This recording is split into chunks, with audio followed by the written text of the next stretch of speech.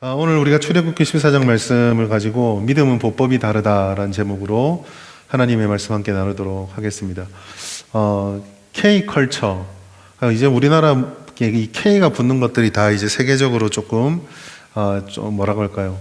영향력이라 할까요? 사람들이 다 좋아하고 사람들이 참 선호하는 그런 브랜드가 되어가는 것 같아요. 처음에는 K뮤직, K팝으로부터 시작이 되었다가 드라마, 영화, 화장품으로 번져가더니 이제는 거의 많은 것들이 이 한국의 문화에 대해서 찬양까지는 아니고 좋아하고 칭찬하고 그런 것들을 선호하는 것들을 많이 보게 됩니다. 여러분들이 유튜브 가셔가지고 한국에 대해서 외국인들이 와서 느꼈던 것들을 막 올리는 영상들이 있어요. 그러면 글쎄요, 조금 부끄러울 정도로 한국 좋다고 막 칭찬을 하는 그런 이야기를 봅니다. 지금 전 세계적으로 가장 이슈가 되고 있는 건 이란과 이스라엘하고 미국의 전쟁입니다. 그로 인해서 우리도 지금 이 기름이라든지 유가의 경제 타격을 바로 직접적으로 받고 있는데 그 영상들 중에 이제 전쟁 터지고 나서 최근에 정말 많이 올라오는 것 중에 하나가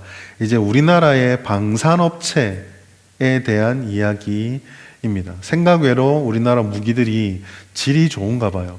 그래서 확인해 봐야 되겠지만 하여간 좋다, 사람들이 좋아한다, 중동에서 막 물건을 가져가려고 막 애를 쓴다, 이런 이야기들이 많이 있더라고요.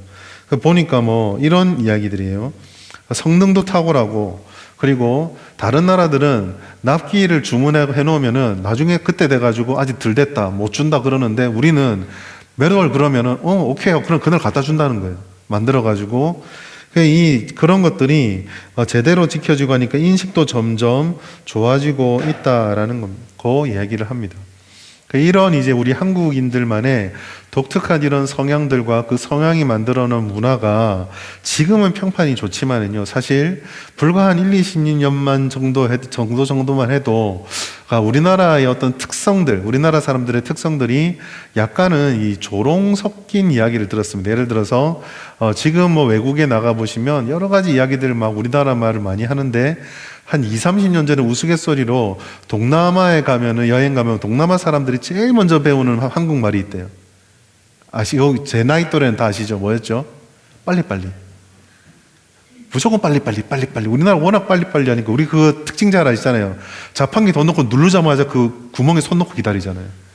되게 이 빨리빨리 이게 굉장히 강한데, 근데 이게 좀 한번 다시 생각해 보면 이게 우리가 무언가를 해야 된다라는, 그리고 가만히 있어서는 안 된다라는, 커피를 눌리고 내려오는 그 순간에도 뭐라도 해야 된다라는 이 성향이 좀 있는 것 같아요. 그래서 사실 이게 우리나라가 발전하는데 굉장히 큰 공헌을 한 거는 사실입니다. 반면에 그러다 보니까 우리는 이제 다른 문화권에 있는 사람들보다 그 일과 휴식의 균형, 그러니까 분주할 때랑 여유를 가질 때 이 균형을 사실은 잘 못 배웠어요. 지금도 우리나라에는 없는 제도인데 덴마크인가요? 어디 보면은 중학생이 딱 중학교를 가면은요, 중학교 2학년 가다가 1년 동안 학교 과목을 다 스톱하는 제도가 있답니다. 고등학교 가기 전에 그 1년 동안 네가 지금까지 왔던 학창생활을 돌아보고 1년 동안 목공을 하든 아르바이트를 하든 뭘 하든 네가 지금 인문계 대학 갈 고등학교를 갈 건지 직장 생활을 할 학교를 갈 건지 아니면은 나는 고등학교 필요 없다고 바로 일하러 나가든지 네가 한번 생각해 보라고 브레이크를 해준다라는 거예요. 여러분 자녀들이 갑자기 여러분에게 찾아오셔가지고, 이미 다 지난 분들은 아니겠지만 여러분의 자녀들이 15살 때 와가지고 제 인생을 위해서 1년 동안 학교를 자퇴하겠습니다 하면 어떻게 하시겠어요? 이게 또 어디서 바람 들어가지고 놀고 싶어가지고 정신 못 차리고 막 야단을 칠 거예요. 집에서 아이들이 아무것도 안 하고 있으면 네가 얼마나 애를 썼길래 이렇게 쉬고 있는 거냐, 잘 쉬고 있구나 라고 칭찬을, 요즘은 그래도 아이들이 무서워서 하지만 그 속으로는 저 인간 언제 인간 될까, 저 언제 농땡이 안 부리고 좀 열심히 할까, 이런 생각을 하죠. 이게 아이들한테만 해당되는 건 아니죠. 우리 성인들도 어딜 가더라도 항상 이렇게 뭔가를 해야 된다라는 강박 속에, 심지어 모든 일을 다 끝내놓고 쉬고 있을 때에도 우리들에게는, 우리가 보통 듣는 이야기는 어떤 겁니까? 야, 니 일 잘했네, 열심히 잘했네, 잘 끝냈네가 아니라 그러면 내일 할 거 당겨서 하면 되지. 이런 얘기를 막 듣는다라는 거죠. 뭔가를 자꾸 해야 되는 문화가 우리의 문화입니다. 근데 사실 여러분, 우리가 인생을 살다 보면은요, 잠깐 멈춤이라는 지혜가 반드시 필요합니다. 다 그런 건 아니지만 그러다 보니까 대체로 우리나라 문화권에서 또 많은 사람, 이렇게 열심히 있는 사람들은요, 잠깐 멈춤을 스스로 선택하지 않고 멈출 수밖에 없는 상황에 대해서 피치 못하게 멈추게 되는 경우가 생겨요.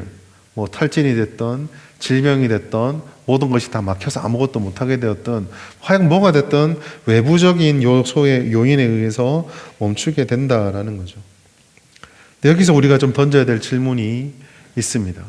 이렇게 우리가 무언가를 하는 것이 어떻게 보면 본능에 가까운 생활을 하고 있을 때에 멈추는 상황이 자발적이든 아니면 상황에 따라서 상황 때문에 되는 것이든 그 멈춤의 순간이 왔을 때 우리는 어떻게 그것을 받아들여야만 하는가입니다. 이것은 별거 아닌 것처럼 있을 수 없는 일들을 생각하는 것이 아니라 우리가 인생을 조금 살다가 보면은요, 그러한 경우들 뭐라고 할까요? 내가 원치 않는데 나는 이런 경우를, 이런 상황들을 피하고 싶은데 정말 생각지도 않았던 이 앞이 딱 가로막힌 것 같은 현실들을 마주하게 되기 때문에 그렇습니다.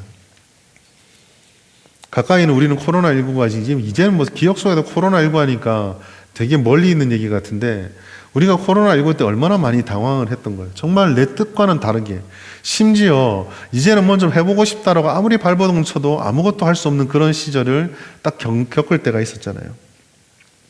오늘 본문의 말씀은요, 그와 같은 상황을 겪은 이스라엘 사람들을 배경으로 하고 있습니다. 오늘 말씀을 좀 보겠습니다. 오늘 말씀은요, 이스라엘 사람들이요, 정말 어떻게 할 수 없는 소위 우리 사자성어처럼 진퇴양난의 상황에 빠진 상황을 배경으로 합니다. 이스라엘 사람들이 애굽을 탈출했어요. 이스라엘 사람들이 애굽을 탈출하는 것은 도저히 있을 수 없는 일입니다. 여러 번 설교를 통해서 여러분과 나누었던 얘기들인 것 같은데요. 이스라엘 사람들이 그 당시에 탈출을 할 때 그들은 강력한 족속도 아니었고 애굽도 국력이 기울어지고 있어서 나라가 막 붕괴 직전인 그런 나라가 아니었습니다. 심지어 이스라엘 사람들이, 우리나라 사람들이 한 30여 년 일본의 이 식민 생활을 할 때에 그렇게 열심히 독립운동을 했잖아요. 근데 이스라엘 사람들은 400년 넘게 있으면서도 독립운동도 하지 않았어요. 그냥 그곳에서 초창기에는 요셉의 그늘 안에서 누릴 건 누리다가 그 세대가 바뀌어가면서 그냥 노예가 되어서 어마어마한 고통을 겪는데도 거기서 뭐 독립운동을 하거나 빠져나오지를 않았습니다. 심지어 우리가 출애굽기 말씀을 쭉 보시면은요, 출애굽하게 되는 그날까지도 무슨 일이 일어난지도 몰라요. 그냥 하라는 대로 뭐 10가지 제한 끝나고 나서 하라는 대로 문설주에 피 좀 발랐는데 다음날 아침에 눈 떠보니까 딱 쫓겨날 상황이 되어 있는 거예요. 하나님께서 불가능한 상황 가운데 오직 하나님의 은혜로 강력한 바로왕과 애굽의 왕국의 힘을 무너뜨려 버리고 그곳에서 나올 수 있게 해주신 겁니다. 생각해보면 우리에게 이런 일들이 일어난다면 우리가 어떤 기분일까라면 생각해보게 돼요. 여러분, 이 일은 절대로 일어나지 않을 거다. 내가 이런 좋은 날은 내게 더 있을 리가 없다라고 포기하고 있었는데 내가 별로 한 것도 없는데 그 어느 날 그 일들이 내 앞에 벌어졌다 그러면 여러분 기분이 어떠시겠습니까? 노력하지 않은 대가는 받지 않겠다 버리시겠습니까? 너무 좋겠죠. 그 시간들이 얼마나 행복하고 그 시간들이 얼마나 꿈만 같겠습니까? 세상을 다 가진 기분일 거예요. 믿을 수 없는 상황에 어안이 벙벙할 거예요. 저는 이 출애굽하는 장면들을 좀 생각해 보게 되는데요. 혹시 여러분 그 10개 영화 보셨나요? 10개라는 영화, 되게 오래된 1950년, 60년대 헐리우드 영화인데요. 그 10개라는 영화 보면은 이 출애굽을 하는 장면이 나오는데 뭐 옛날 영화라서 뭐 되게 다이나믹하고 그렇진 않습니다. 그런데 그 장면들을 전 참 잘 묘사했다고 생각해요. 웃는 사람, 즐거운 사람, 어떤 할아버지는 술에 실려가지고 어디 가는지도 모르고 덜덜덜 끌려오는 사람, 그 중에는 가고 싶지 않은데 어떻게 휩쓸려 가는 사람, 정말 난삽하게 이렇게 하루를 출발하거든요. 그 얼떨결에 출발한 이 사람들이 하루하루 시간을 지내면서 마침내 홍해에 다다랐습니다. 이제 저 바다만 건너면 정말 애굽 땅을 벗어나는 거예요. 이제야 진짜 끝났구나, 가게 되는구나, 진짜 출애굽이 되었구나 라고 생각할 만한 지점입니다. 근데 우리가 잘 생각해 보면 바로 이때가 전략적으로, 예를 들어서 지금 이 무리들을 군대라고 생각한다면 전략적으로 지금이 제일 위기의 순간이에요. 왜 그렇습니까? 우리 배수해진이라는 얘기 많이 하잖아요. 등 뒤에 한쪽이 물에 막혀 있는 것은요, 어딘가 정착하거나 어딘 자리를 잡을 때 절대로 전쟁에서는 하면 안 되는 거예요. 만일의 사태를 대비해서 탈출로도 있어야 되고 관찰할 수 있는 그런 자리여야 되는데, 지금 이들은 스스로 앞에 바다를 딱 가로막고 거기에 와 있습니다. 만약에 애굽의 군대가 지금 자신들의 뒤를 쫓아와서 정면으로 쳐버리면 정말 갈 데가 없어지게 되는 거죠. 그리고 이게 곧 현실로 되는 것이 오늘 장면입니다. 14장 9절 보시면 그들의 뒤를 따라와서 그 군대들이 그들의 장막 침대에 미쳤다라고 말씀을 하고 있습니다. 여러분, 이스라엘 사람들 우리가 추정치로 약 200만에 가까운 사람들이라고 이야기를 해요. 200만에 가까운 무리들이요, 아무리 군대가 뒤에 따라왔다는 걸 알아도 피하기가 쉽지 않았을 거예요. 심지어 200만이 이렇게 쭉 늘어져 있으면요, 이쪽에서는 군대 왔다고 난리가 나도 이 앞쪽에서는 모를 수도 있어요. 그리고 이들이 도망친다고 흩어져 보십시오. 200만이 지금 어디로 뛴단 말입니까? 어떤 속도가 나겠습니까? 반면에 애굽의 군대를 잘 생각해 보십시오. 여러분, 애굽의 군대가 그냥 이스라엘을 치러 왔다? 여러분, 그냥 이스라엘을 치러 온 군대가 아니라요, 전날 밤에 장자가 다 죽은 군대예요. 자기 아들이 다 죽은 군대예요. 도끼가 바짝 오른 군대예요. 적당히 살려서 이제 이놈들 도망친 거 잡아가지고 내 원래 부리던 노예로 부리고 싶다는 생각보다 내 아들의 원수를 갚겠다라는 도끼가 바짝 오른 상태로 뒤를 쫓아온 군대입니다. 얼마나 복수심에 불타겠어요. 열이 바짝 올라 있는 군대, 그리고 아픈 바다, 지금 이제 이스라엘 사람들이 처해 있는 상황입니다. 여러분, 우리는 이 정말 뒤죽박죽이고 정말 위기일발 같은 이 상황을요, 조금 거시적인 안목을 확 조금 넓혀서 볼 필요가 있어요. 어떤 측면에서요? 지금 이 장면은 하나님께서 출애굽기 4장부터 시작을 하면 이스라엘의 부르짖음을 듣고 아브라함과 하셨던 약속을 이루기 위해서 은혜를 부어주는 과정 중에 들어 있습니다.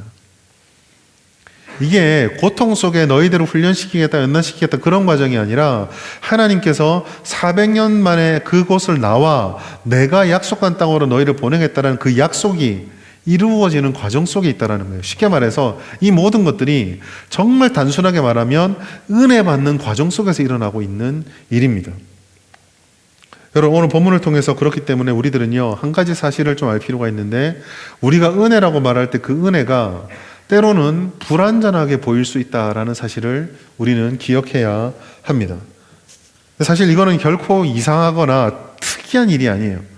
오히려 모르겠습니다. 아마 여러분들은 조금 다를지 모르겠는데, 우리는 의외로 하나님으로부터 은혜를 받을 때 정말 더 이상 손댈 것도 없고 그 자체로 더할 나위 없는 은혜도 경험하지만, 상당수 은혜인 것 같은데 뭔가 찝찝하고 뭔가 좀 덜 된 것 같은 그런, 마치 설익은 밥을 먹는 것 같은 그런 은혜를 경험할 때가 있어요. 예를 들자면 그런 거죠. 정말 배가 고파서 맛있는 밥을 먹고 싶은데 밥이 오긴 왔어요. 그런데 씹으니까 덜 익었어. 이게 안 준 건 아닌데 줬다고 말하기도 좀 그렇고 은혜라고 아니라고 하기도 그런데 은혜인 것 같기도 하고, 무언가 불완전한 이런 상태. 여러분, 은혜는요, 말로 다할 수 없는 하나님의 선물입니다. 가장 좋은 것을 가지고 있고 가장 우리를 사랑하는 하나님께서 그 사랑하는 자녀에게 값없이 주시는 것이 은혜예요. 이 세상에서 가장 비교할 수 없는 가장 좋은 것이 바로 은혜입니다. 그래서 우리는요, 이걸 알고 있기 때문에 은혜를 생각할 때 은혜는 무조건 완전한 것이다라고 은연중에 생각을 합니다. 물론 성경은 하나님의 은혜는 실패하심도 없고 부족함도 없다라고 분명히 말씀하죠. 그렇지만 우리가 문제는 이 은혜를 받고 살아갈 때 우리가 살아가는 이 현실이 완벽하지 않다라는 사실을 우리는 염두에 두어야 합니다.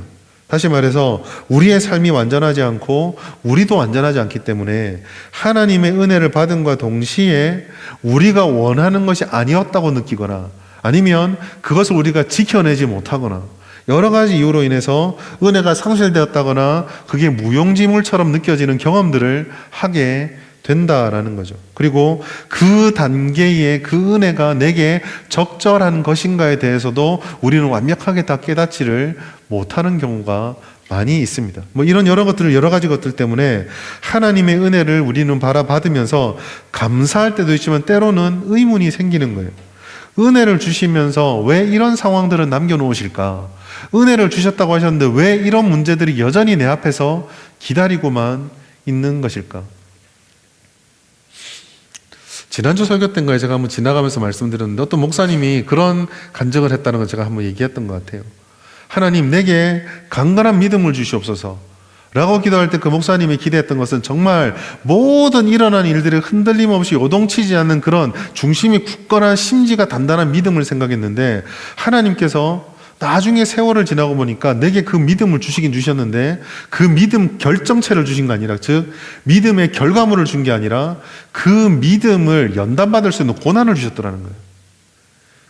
내가 원한 것과 다르기 때문에 나는 이게 은혜가 아니라고 생각했는데 그 고난의 과정을 주님 의지에서 헤쳐나오다 보니 결과론적으로는 내가 기도했던 하나님의 그 완전한 은혜를 믿음을 조금 알게 되었다라는 이런 고백을 했던 것처럼 우리가 우리에게 은혜가 주어진 상황이 의문과 질문이 될 때가 있습니다.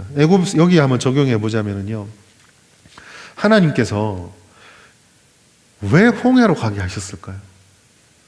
이 길만이 그곳으로 갈 수 있는 가나안으로 갈 수 있는 유일한 길이 아니거든요.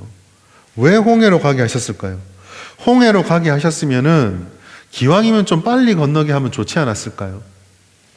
왜 애국 군대가 찾아오게 하셨을까요?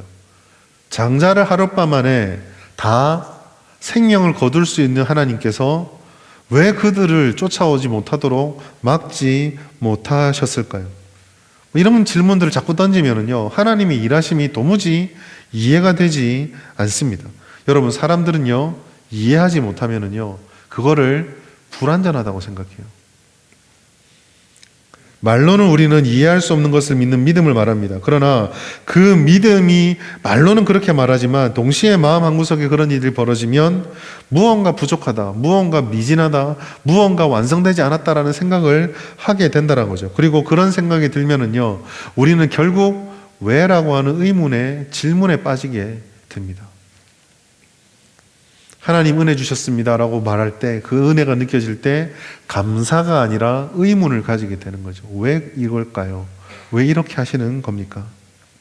그런 상황이 결국 우리를요, 하나님의 은혜를 지금 누리고 있음에도 하나님의 은혜가 불완전하게 느껴지는 것처럼 우리를 만드는 겁니다. 시편 기자들이 이걸 가장 잘 보여줘요. 시편 44편 24절부터 25절까지 말씀 우리 같이 한번 읽겠습니다. 시작. 주여 깨소서 어찌하여 주무시나이까.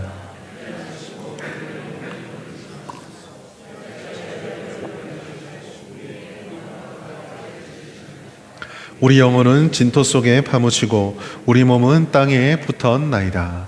아멘. 여러분, 시인은요 지금 극심한 고통 가운데 있습니다. 성경에서 시편의 기자들은요 하나님의 은혜를 모르는 이들이 아니에요. 주님의 은혜를 압니다. 하나님의 역사도 압니다. 그런데 그 은혜와 역사를 믿음으로 고백하고 내 삶을 바라보니 은혜가 끊어졌다고 말은 못하겠는데 왜 이 은혜와 다른 것 같은 고난과 압제와 진토에 파묻힌 듯한 고통이 계속 있다라고 하나님께 토로하고 있는 거예요. 전 주님의 은혜를 고백합니다. 하나님을 내가 믿습니다. 그런데도 왜 나는 지금 이렇습니까? 하나님의 은혜를 내가 믿고 주님께서 나를 가나안에 보내줄 걸 믿습니다. 그런데 왜 지금 우리는 홍해에서 이 일을 겪고 있어야 합니까? 이 질문들이 계속 우리 속에서 일어난다라는 거죠.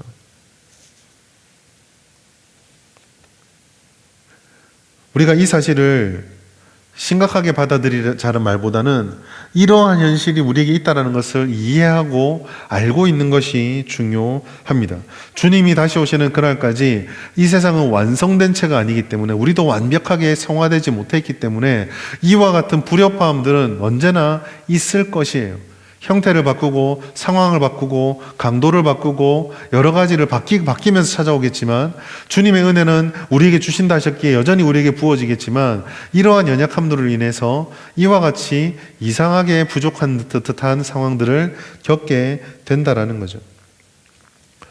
우린 여기서 이스라엘 사람들이 보여주었던 행동을 하지 않아야 합니다. 오늘 이와 같은 상황을 틈타고 사람들이 하나님 앞에 온전하게 서지 못했을 때에 시험을 받고 넘어지게 되는데, 이스라엘은 원망과 절망하며 하나님 앞에 나왔습니다.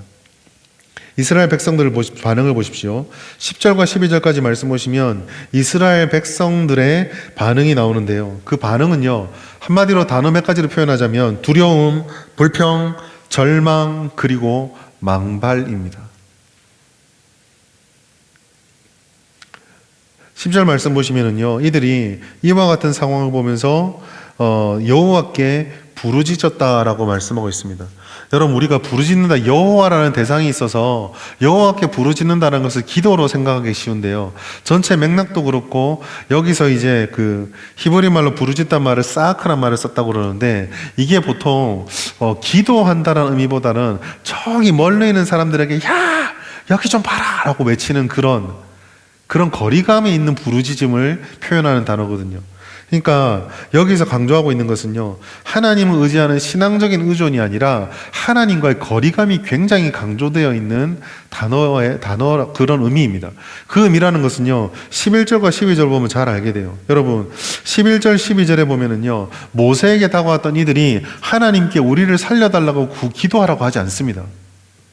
간구하지 않아요. 그들은 모세에게 와서 하나님의 도우심을 구하지 않고 오히려 모세와 그 아론과 같이 이스라엘을 끌어왔던 이들에게 공격을 퍼붓고 있습니다. 그 공격의 핵심이 뭡니까? 우리가 이런 사단이 벌어질 줄 알고 애굽에서 나오고 싶지 않았는데 너 때문에 끌려나와서 다 죽게 됐다라는 겁니다. 차라리 우리는 광야에서 죽을지언정 죽는 것보다는 그냥 애굽의 노예로 사는 게 더 낫다라고 이야기하는 게 핵심이에요. 여러분, 부르짖음이 기도로 보이시지 않죠? 성경은 이렇게 볼 때요, 맥락으로 봐야 됩니다.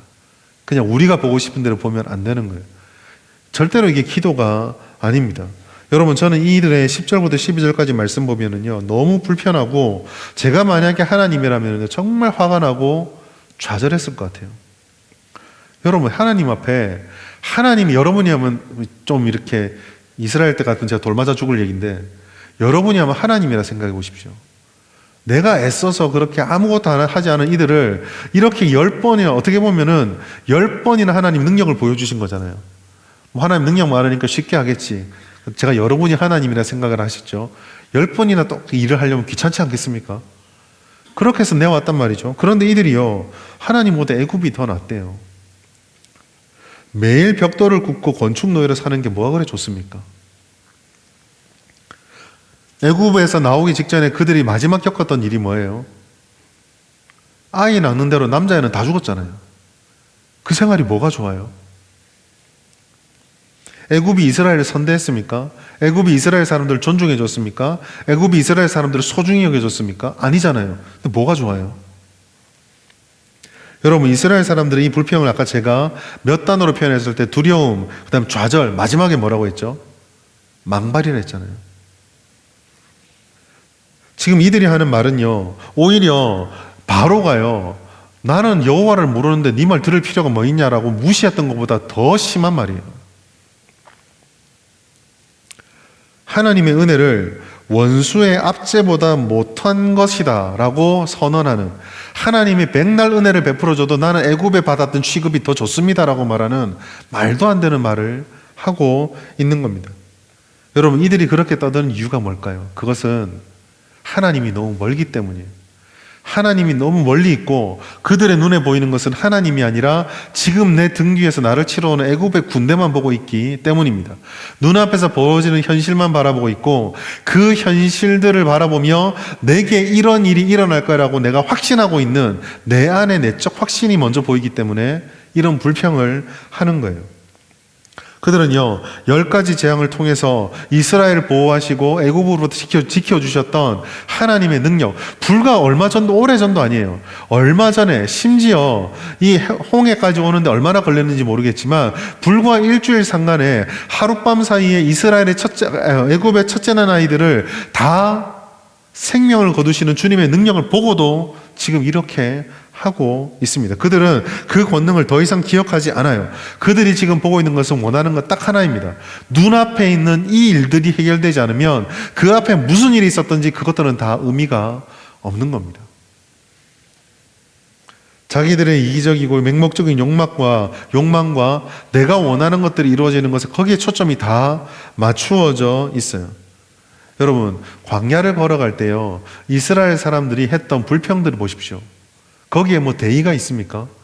국가의 초석을 놓기 위해서 나는 이 광야길을 걸어가며 이스라엘이 어떤 나라가 될 것인가를 밤새도록 고민하다 보니까 너무 고민이 많아서 죽겠다가 아니잖아요. 이스라엘 불평은 전부 다 배고파, 목말라, 피곤해였습니다. 전부 자기 욕망에 관련된 것들이었어요.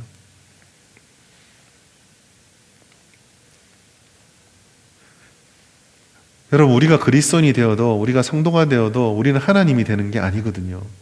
이스라엘 사람들의 이 극단적으로 보이는 삐뚤어진 모습, 연약한 모습 속에서 이것이 우리에게 꼭 그대로 나타난다는 아닐지라도 우리 안에도 인간으로서 가지는 이와 같은 연약함이 있다는 사실을 우리는 잊어서는 안 됩니다. 우리가 과신하지 않는 이유가 바로 여기에 있어요. 한때 우리가 은혜를 받는다는 거, 은혜를 갈망하는 거 너무너무 소중합니다. 그러나 우리가 한때 그 은혜를 받았다고 해서 우리가 괜찮다거나 더 이상 문제가 없다거나의 보증이 되는 것은 아니에요. 신앙생활하면서 조금 속된 말로 은혜 한 자락 경험해보지 못한 사람이 어디 있습니까? 그러나 아무리 강력한 은혜를 내가 과거에 경험했다고 한들 그 은혜가 오늘의 나의 신앙의 상태와 오늘의 나의 성숙의 상태를 보장해 주는 것이 아니라는 거예요. 바울이 고면한 것이 바로 그것 아닙니까? 고린도전서 10장 12절 말씀 같이 읽겠습니다. 시작. 그런즉 선줄로 생각하는 넘어질까 조심하라. 한국 교회가요, 전 세계 유례 없는 부흥을 경험했잖아요. 단기간에 한 나라의 25%를 예수 믿는 자들로 가득 차는 나라가 전 세계에 유례가 없어요. 여러분, 예수님이 직접 활동하셨던 그 이스라엘과 로마도요, 그 나라의 복음이 정식으로 인정되는데 300년이 걸렸습니다. 우리는 그걸 40년 만에 해낸 민족이거든요. 50년 만에 하나님이 부어주신 은혜가 있는 곳이에요. 그러나 여러분, 80년대, 70년대, 90년대 우리가 그렇게 큰 부흥을 경험했고 하나님이 큰 은혜를 경험해 줬다고 해서 오늘 우리의 서 있는 한국교회가 아무 문제가 없는 교회입니까? 그때 받았던 은혜가 있으면 지금 우리가 어떤 상태가 있더라도 다 괜찮은 겁니까? 여러분, 우리가 냉정해질 필요가 있어요. 1907년에 장대현 부흥이든 1974년에 엑스플로러 74든 1986년, 80년대, 90년대 비약적인 부흥이든 다 지나갔습니다. 그건 지금 우리를 아무것도 보장해 주지 못해요. 하나님이 그저 우리에게 살아계셨다라는 소중한 증거, 하나님이 역사하신다라는 우리에게 아름다운 추억이지만 그 추억과 증거가 그대로 오늘날 내가 하는 모든 것들의 보증이 되어지는 건 아니라는 거예요. 선줄로 생각하는 자 넘어질까 조심하라. 혹 우리는 지금 넘어져 있지 않습니까? 애굽의 장자들을 다 물리치고 하나님의 능력으로 홍해까지 인도해 주셨으면 그곳에서 오늘 내게 어떤 은혜를 보여주실 것인가 하나님을 찾아야 되는데 그 자리에서 이스라엘이 돌아간 곳은 앞으로 일어날 홍해를 건너게 하실 하나님이 아니라 모세가 오기 전에 자신들이 살던 삶이었어요. 여러분 기억하십시오. 서는 것은 우리에게 자연스러운 것이 아닙니다. 은혜를 받는 건 우리에게 자연스러운 것이 아니에요. 은혜를 지키는 것도 누리는 것도 자연스러운 것이 아닙니다. 우리의 능력이 아닙니다. 오늘 고린도전서 10장 12절 말씀, 선줄로 생각하는 자는 넘어질까 조심하라. 이 모든 단어에서 우리의 본성에 딱 맞는 건 딱 하나밖에 없어요. 넘어지는 겁니다. 이것만 우리에게 자연스러워요. 누가 가르쳐 주지 않아도 주님으로부터 미끄러지고 주님으로부터 등 돌리고 주님에게서 넘어지는 것은요, 우리는 누구보다 잘합니다. 은혜를 받고도 우리가 얼마나 쉽게 넘어집니까? 은혜를 받고도 얼마나 많이 우리가 그것들을 날려버립니까? 여러분, 지금까지 기도하면서 우리가 얼마나 많은 결심을 했나요? 얼마나 많이 회개했나요? 여러분, 그 결심들, 그 회개들 진실하지 않으셨습니까? 얼마나 진실하게 기도했나요? 그러나 우리 잘 알잖아요.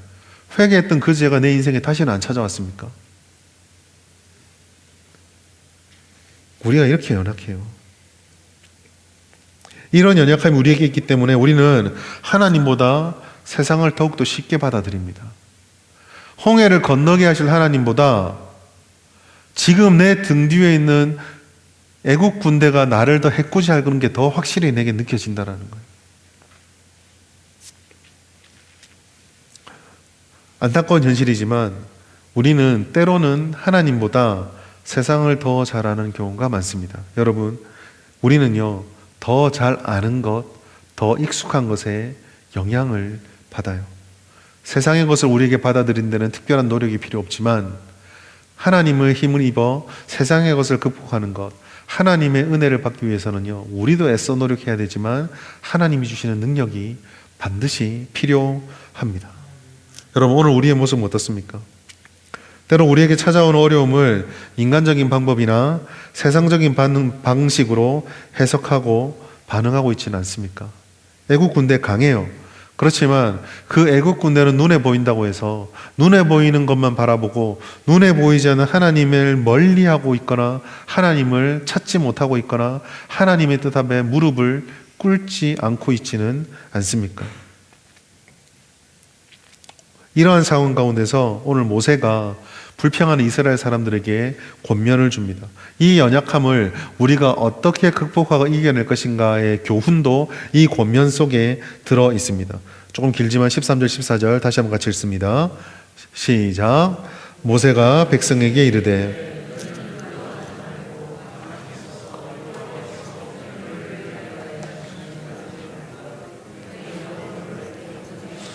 영원히 다시 보지 아니하리라. 여호와께서 너희를 위하여 싸우시리니 너희는 가만히 있을지니라.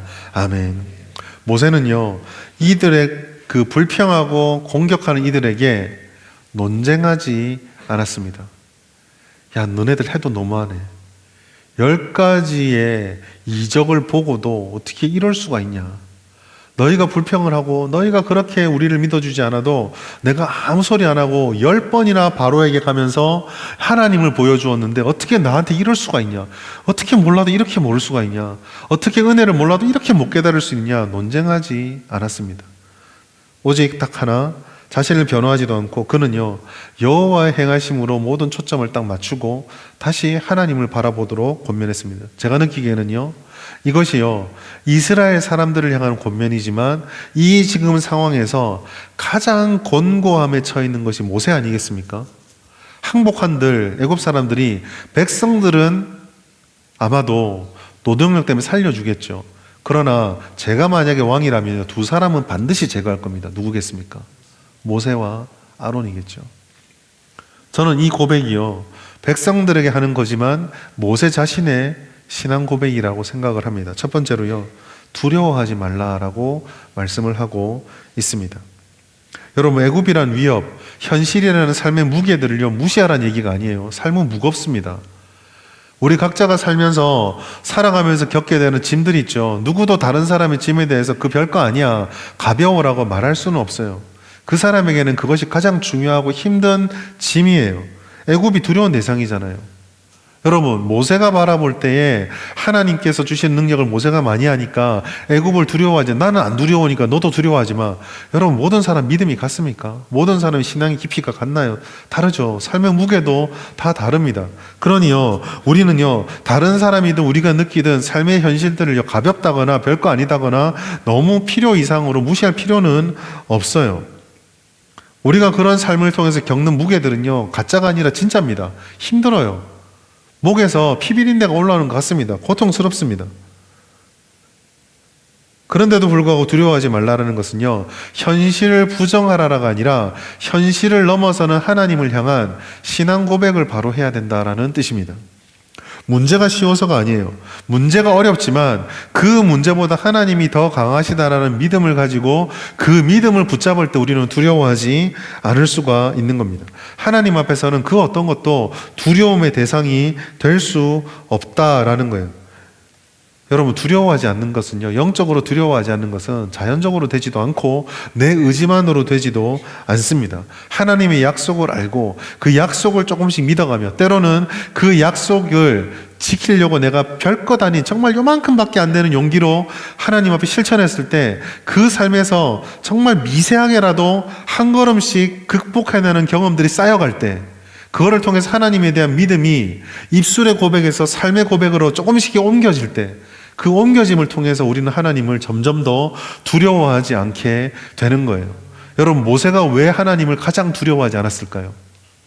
바로와 10번을 맞짱 떴잖아요. 백성들은 안 했거든요. 이 차이입니다. 호렙산에서 하나님이 주시는 불을 봤거든요. 광야에서 40년 동안 고난을 겪었거든요.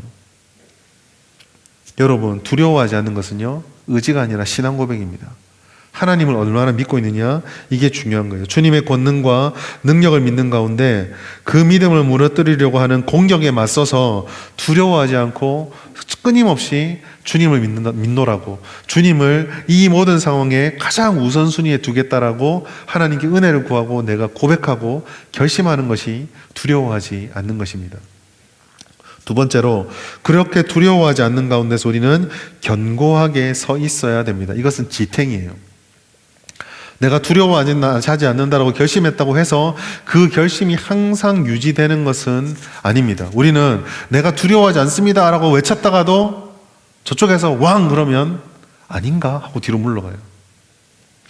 그래서 모세는요, 두려워하지 않으면서 동시에 견고히 서 있으라고 말씀합니다. 여러분, 전쟁터에서 서로 마주하고 있는 가운데 자리를 지키고 있는 것이 쉽지는 않아요. 요즘은요, 현대전은, 백병전은 가장 맨 마지막에 벌어지잖아요. 그렇기 때문에 이 견고히 서 있는 게 어떤 의미인지 우리는 잘 모릅니다. 여러분, 옛날 과거 영화, 여러분 한번 집에 가셔서 그 패트리어트 늪속의 여우란 영화가 있습니다. 멜 깁슨 나온 영화인데, 영국과 미국이 독립하고 나서 거기서 독립하게 최종적으로 싸우는 그런 장면이거든요. 거기 전투 장면 보면요, 보병들의 전투 장면이 나옵니다. 양쪽에 일렬로 서서요, 그냥 앞으로 쭉 걸어갑니다. 총이 약하잖아요. 옛날처럼, 옛날 총은 사거리가 안 멀잖아요. 그 사거리가 들어올 때까지 쭉 걸어갑니다. 재밌는 것은요, 총 쏠 때까지 이들이 가만히 있느냐, 뒤에서 대포를 쏴요. 대포가 막 날라옵니다. 포환이 날아옵니다. 날아오는데 만약에 한쪽이 무서워서 대열을 이탈하면 전쟁이 지는 거예요. 내 옆에 동료가 포탄을 맞아 죽어가도 이 대열을 지키고 서서 한 걸음씩 쭉 밀고 나갑니다. 밀고 나가서 사거리 안에 들어왔을 때 누가 더 정확하게, 누가 더 담대하게 그 총을 쏘아서 상대방을 빨리 쓰러뜨리냐가 전쟁의 결판을 나는 거예요. 그때까지 서서 버티는 거 안 쉽죠. 자리를 이탈하고 싶은 회피의 욕망, 상대방으로 인해서 생기는 두려움을요, 억제하고 하나님께서 명령이 떨어지면 바로 공격할 수 있도록 전투적 준비 자세를 취하고 있는 것이 바로 가만히 있는 거예요. 그 견고히 그 자리에 서 있는 거예요. 우리가 영적으로 견고히 서 있는 자리, 예배의 자리, 말씀의 자리, 기도의 자리를 지탱하고 지켜내는 것이 견고히 있는 것입니다. 힘들고 어려운 상황에 부딪히게 됐을 때 우리 안에 생기는 불평과 불만을 쏟아놓고 다 포기하고 싶고, 그러한 자기 자신을 억제하고 믿음을 가지고 그 상황을 이겨내고 버텨내며 하나님이 일하심을 신뢰하며 그 딸을 기다리면서 하나님께서 원하는 일들을 꾸준히 그리고 포기하지 않고 해 나가는 것이 바로 견뎌내는 것입니다. 세 번째로, 그렇게 견뎌내면서 앞에 것과 조금 다른 것 같은데 마지막에 모세에 보면은요, 가만히 있어야 한다입니다. 영어 성경에 보면은요, 침묵하고 있으라라고 됩니다. 왜 그럴까? 곰곰이 묵상해 보면은요, 오늘 이 말씀에 비추어 보면 이렇습니다. 이 애굽에서 오는 군대들 보면서 두려워하지 말아야 되죠. 대오를 이탈하지 말고 가나안의 길을 가는 길을 지탱하고 버티고 견뎌 서 있어야 됩니다. 하나가 뭐가 남았죠? 그 다음에 어떤 일이 일어날지 몰라더라도 주님이 일하실 때까지 기다려야 합니다. 이게 이제 침묵이에요. 침묵은요, 하나님을 알기를 힘쓰면서 하나님의 약속을 알고 주님의 음성을 대면하기 위해서 기다리는 것과, 다른 한 가지는 그러한 가운데 우리의 생각과 판단과 결단과 행동이 중요한 것이 아니라 하나님의 뜻과 일하심이 나타날 때까지 그 모든 상황들을 감내하는 거였어요. 뒤에 말씀을 보시면은요, 여기서도 이스라엘 백성들과 하나님 모세가 뚜렷하게 갈라집니다. 이스라엘 백성들은요, 점점 군대가 다가오는 것을 보면서 모세에게 끊임없이 얘기해요. 군대가 오는 거 안 보이느냐? 다 죽게 생겨나. 너 어쩌려고 그러냐? 그런데 모세는 언제까지 기다립니까? 하나님께서 네 지팡이를 들어 바다를 향해 펴할 때까지 기다립니다. 하나님께서 그렇게 기다리게 하셨고, 기다림에 따라서 주님의 때가 되었을 때 하나님께서는 정말 생각지도 못했던 바다를 갈라서 백성들이 지나가도록 만들어 주셨죠. 여러분, 기다리기 위해서 우리가 반드시 기억해야 될 한 가지 말씀, 이사야서 59장 1절 말씀입니다. 같이 읽습니다. 시작. 여호와의 손이 짧아 구원하지 못하심도 아니요 귀가 둔하여 듣지 못하심도 아니라. 아멘. 역대하 20장 15절 말씀 보시면은요, 이 전쟁은 너희에게 속한 것이 아니요 하나님께 속한 것이다라고 말씀하고 있습니다. 사랑하는 여러분, 오늘 설교 제목은요, 믿음의 보법에 대한 것입니다. 세상은 어떤 상황이 벌어질 때 무엇이든지 자꾸 하라고 이야기를 합니다. 물론 해야 합니다. 그러나 우리는 다르게 해야 합니다. 오늘 말씀에서 우리에게 보여주는 것, 하나님께서 움직일 때까지 정적으로 멈춰 있는 것처럼 보이지만 그것이야말로 가장 활발한 동작이라고 우리에게 말씀해 줍니다. 믿음의 보법은요, 정중동의 보법이에요. 두려워하지 않으면서 내게 주어진 이 상황들을 견뎌내는 가운데 하나님 앞에 주님이 일하실 때까지 침묵할 수 있는 것입니다. 여러 가지 일들이 벌어질 때, 우리에게 이해할 수 없는 상황이 벌어질 때 즉각적으로 그것을 해결하기 위해서 수많은 시도를 할 수 있을지 모르나, 때로는 우리에게 필요한 것은 그러한 상황들이 내게 너무 뻔하게 보이는 답이 있어서 그걸 해결하고 싶은 마음이 들 때에도 어쩌면 우리에게 필요한 것은 침묵의 시간.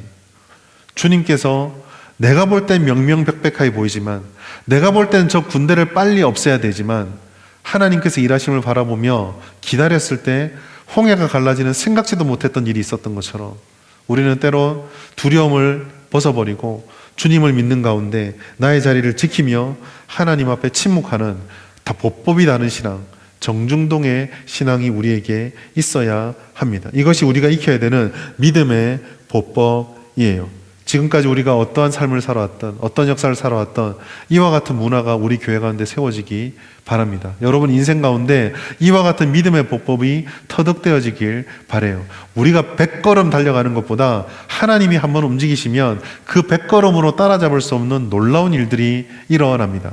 그러나 만약 우리가 주님을 믿지 않고 우리 가운데 벌어진 일들에 대한 두려움과 답답함과 내가 가지고 있는 생각을 쫓아서 급하게 발걸음을 옮기면 어쩌면 우리는 그 옮겼던 발걸음을 수습하기 위해서 쓸데없는 에너지를 낭비하게 될지도 모릅니다. 정중동의 신앙, 믿음의 보법, 이 보법을 기억하셔서 우리 가운데 하나님이 행하실 일들을 온전히 누리는, 하나님의 역사를 다 경험하시는 우리 모두가 되길 바랍니다.